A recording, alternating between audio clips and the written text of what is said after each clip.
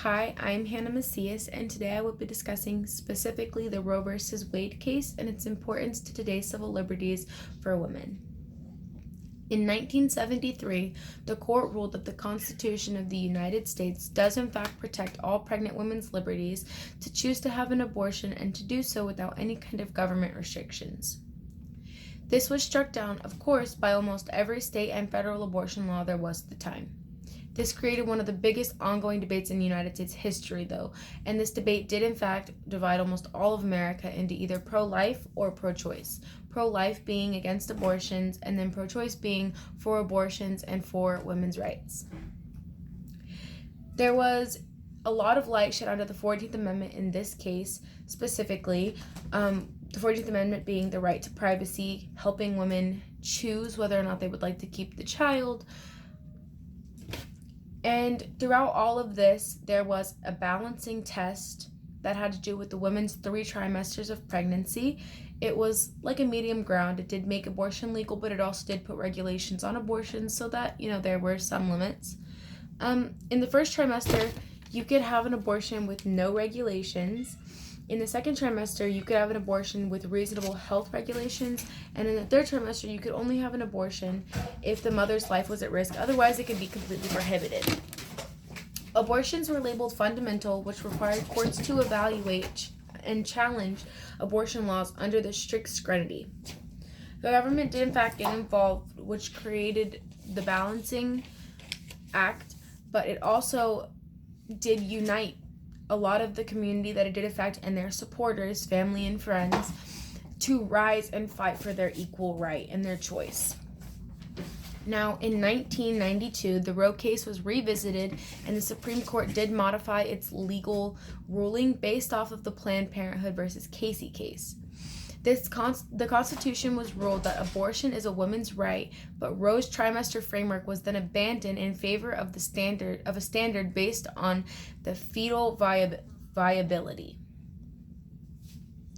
Both of these cases did create a foundation for abortion rights after all women, and even though there will always be an argument about pro-life and pro-choice, people will always have their opinions on everything, and it doesn't matter what it is, it's not going to please everybody. There's never going to be something that completely pleases everyone. And this applies to almost every right that's noted in the Constitution. Every amendment, there will always be 2 sides of the argument because that's how it works.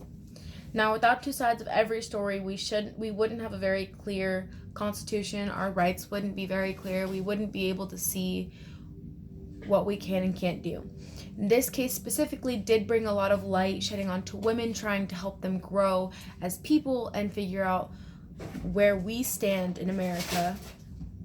But I feel like this case specifically, both of these cases, the Parenthood versus Casey case and then the Roe versus Wade case, both did in fact lead women to a brighter, better way to see themselves and helped us realize that it's not a man's world. This is all equal. We all have flesh. And these 2 cases did in fact bring a lot of equality into America, because in other countries, women cannot get abortions, and you can see that they don't have a lot of rights. Women here have the right to vote and the right to work and every right that a man does have. But abortion is a woman's choice, and a man shouldn't be allowed to tell us whether we can or can't do it. Now, these cases brought those thoughts into perspective and showed everyone that it wasn't about the man. It was a woman's choice, because there are circumstances that people don't see, that people don't read into, that people don't look at. And these cases brought the fact that women have rights. We have choices. And I think that these cases really did put a lot of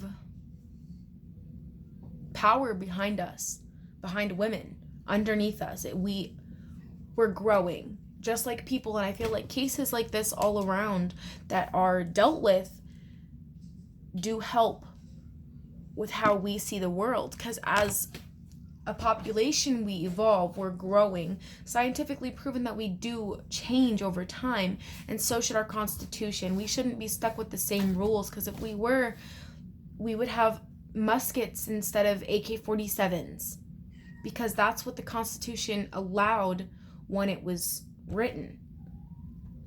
but we did evolve. So did our guns, but so did women, so did people.